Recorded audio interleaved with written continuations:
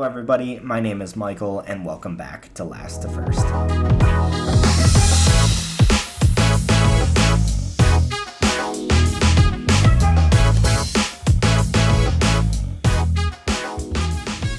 Welcome back to the podcast, and let's get into the Qatar Grand Prix today.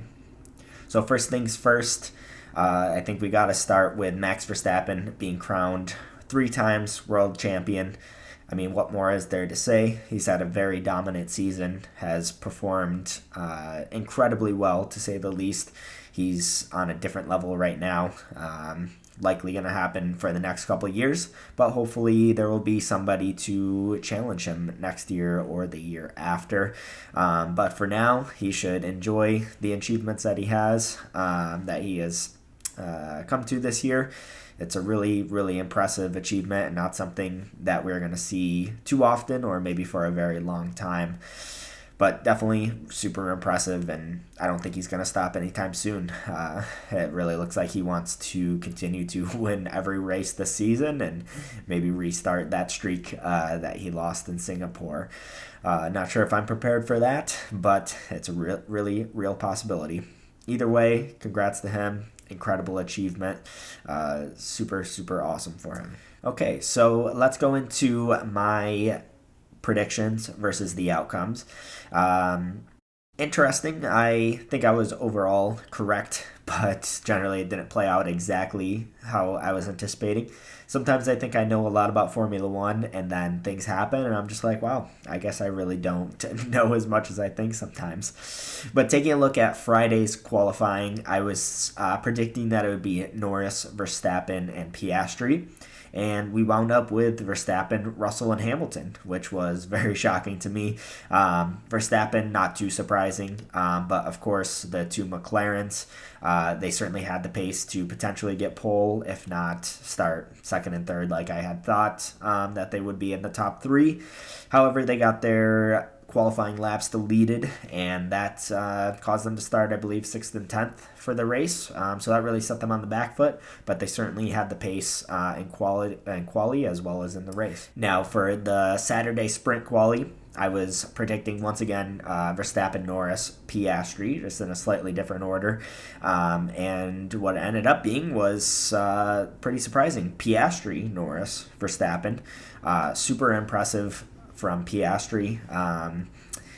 I believe Verstappen, he had some type of, he had an error on his final lap in qualifying that prevented him from setting another one, and the McLarens pounced on it, didn't get anything deleted at the very end, so they were able to start 1-2 in the sprint race, which was really awesome. Piastri showing once again the incredible talent that he is, out-qualifying Norris and really giving him a run for his money. Now for the sprint race, I was anticipating Verstappen, Piastri, and Norris, and Piastri actually ended up winning with Verstappen second and Norris following up with third on the podium. So super incredible race from Piastri, really well managed.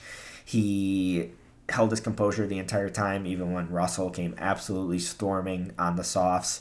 He held his own, Piastri did, and as soon as the softs started falling away, he pounced on the opportunity and got back into first and led the way home. So super awesome for him to be a race winner. I know it's not a Grand Prix win, but it's still a super impressive achievement, and Norris must really be feeling some type of way that once again his teammate who has come into the team after him has picked up another win like Daniel Ricciardo did.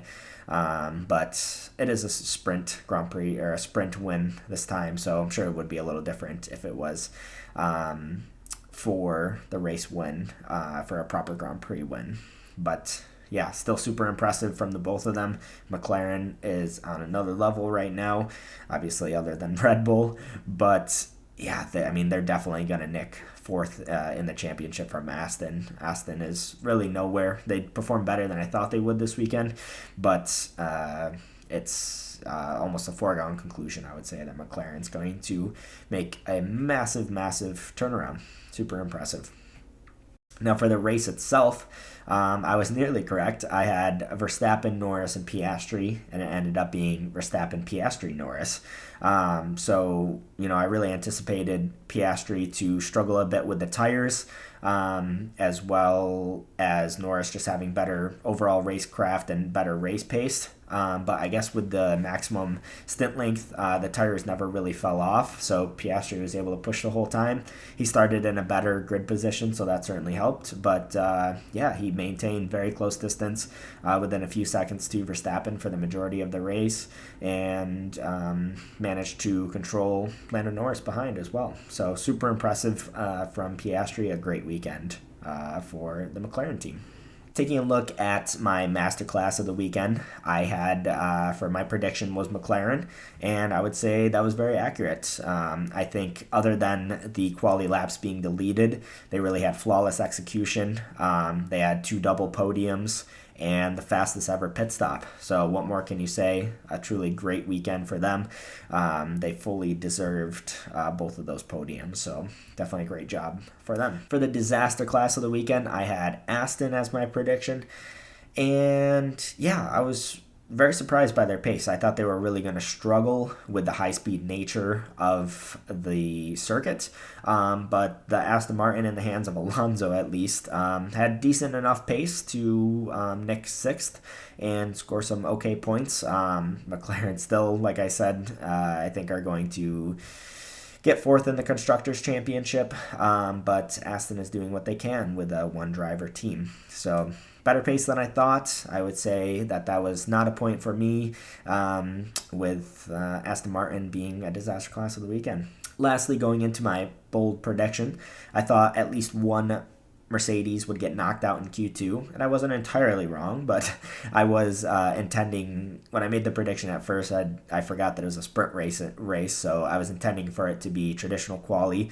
So neither of them got knocked out, of course, in the traditional quali, but Hamilton did get knocked out in the sprint qualifying, so maybe half a point there for myself. But yeah, I was very surprised with their pace, better than I had anticipated. I thought there was a good chance that they would be behind the McLarens, both in the quali and the race, but they were pretty close to them. Didn't make any mistakes, that at least for the Friday qualifying. They didn't get any of their laps deleted, at least the important ones, so they were able to start 2nd and 3rd for the race. And then with Hamilton getting knocked out in SQ2, that was more just not the best planning, not best use of tires there. Didn't get a good lap in, and he had a few laps deleted as well. But regardless, I thought that Mercedes would struggle a little more, and they ended up doing decent enough, faster than the Ferraris, but maybe just behind the McLarens. Now, of course, we have to speak more on the Mercedes duo.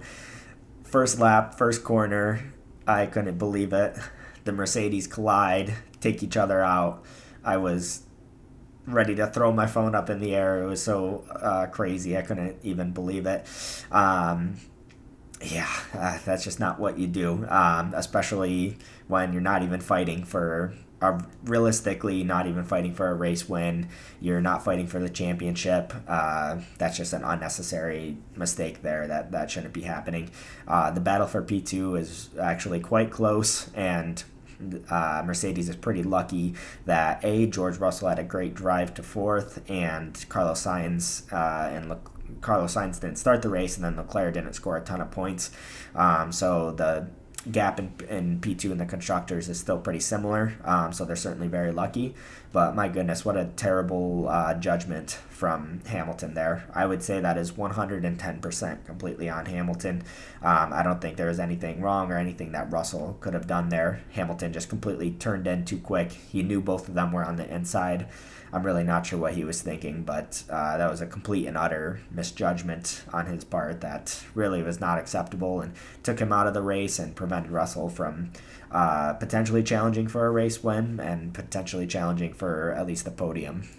So big mistake. Hamilton's lucky that Perez somehow didn't score any points in that Red Bull. So Hamilton continues with a similar gap to P2 in the championship. So that fight is still on, but he could have made a big dent in Perez's lead there. But unfortunately, that did not happen. Next, I wanted to talk a bit about track limits with the weekend. I know everybody loves talking about track limits, but of course, it's a big talking point after they had to change the actual circuits because of the curbs that were a bit too big. Even without that change, track limits were still going to be a problem. I believe it was turn 5 was a big problem, and then of course turn 13 as well, where they were constantly going over. Like with Austria, I personally don't have any problems with the track limits. I think there's a line and a limit to the track for a reason. I think there's nothing wrong with that. They can stay within it. Maybe they have to drive just slightly under that limit so they don't make that mistake, but that's completely fine with me. There's track limits for a reason, and I think they should be followed and strictly adhered to. I would prefer a gravel trap or something that really deters them, because I think there's more danger in that. Not danger to the safety of the drivers, but that there's a lot more time that can be lost in that. I think that's a lot more interesting, something like a gravel trap, like with the old school tracks. That's something that I would like to see more of, but if it is just how it is now with the white lines, I think that's completely okay with me. Maybe there could have been some type of leniency with the new track. They only had 10 minutes to get used to it before going into quali, so that was tough. I definitely understand that, but overall, I don't really have any problems with the track limits. But it does, generally make for some interesting storylines, such as something that I hit on before with the McLarens. If they didn't get their lap times deleted, then they could have been challenging for pole and potentially challenging for the race win. So, a small error lead to big consequences in the race, which I do like the gravel traps would do. Also, getting a lap time deleted will certainly have an impact on that.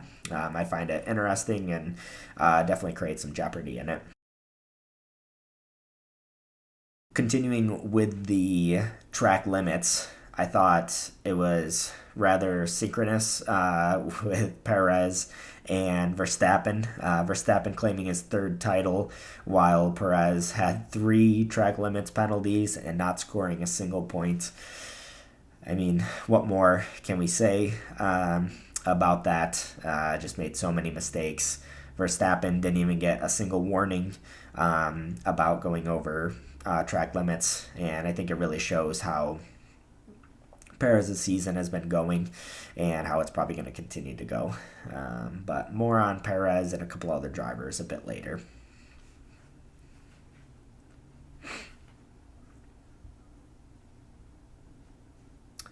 And that later has come with Perez, Sargent, and Stroll all having not so good weekends. I think it is time. I think it has been time. I think that the teams seriously need to take a look at them and seriously move on from all 3 of them. Obviously, Stroll, that's pretty difficult given the situation of his father owning the team. However, when he's pushing team members, throwing steering wheels, I don't mind the steering wheel so much, but it just shows his overall frustration level and lack of happiness with what he's doing right now. His performances are nothing to be... They're nothing. He's not performing at a good enough level, and I really, really would like to see somebody else in that seat. I think even a Drugovich or somebody like that would probably perform better than what Stroll is doing. Will it happen? Maybe 2025 at the earliest, I think, if he goes into WIC with Aston Martin. But I wouldn't get my hopes up too much. With Sargent, once again, he had another mistake. I forget if it was in qualifying or the race, but just really unacceptable. He just can't put together a race weekend. He doesn't have the pace. he's given so many chances. I don't think I've ever seen a driver been given more excuses and more chances. The team really wants to keep him badly for some reason, but I don't think he merits a race seat by any stretch of the imagination. I think enough is enough with him. Just too many excuses, and it's really time to move on from Sargent. With Perez, I think it's time for him to go as well in 2024. I could have said that after Miami, to be honest with you. And it's been only downhill from there for Perez. But once again, just another horrible weekend. Crashed out in the sprint race. Granted, it wasn't entirely his fault, but his pace was nowhere. He was, 1.1 seconds off Verstappen in quali. 3 track limits penalties in the actual race. Didn't score a single point while his teammate went on to win his 3rd championship. Just completely off the pace. I think, like with Sargent, enough is enough. He's just not performing at a high enough level. I think you pick out any driver, Albon, Lawson, maybe Sonoda, Daniel Ricciardo, I think they all perform at least slightly better than what Perez is doing, because he is just absolutely tanking this season. Will anything change for 2024? Maybe mid-2024, but it doesn't seem like they want to change him out for 2024 or at all. But, especially if this keeps on going, I don't know what other choice Red Bull will have than to get somebody else, to at least trial somebody else in that seat.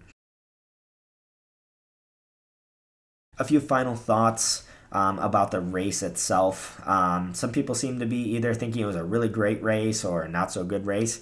I think in the moment it seemed like a pretty interesting race. I was enjoying watching it, aside from Hamilton absolutely taking him and his teammate out.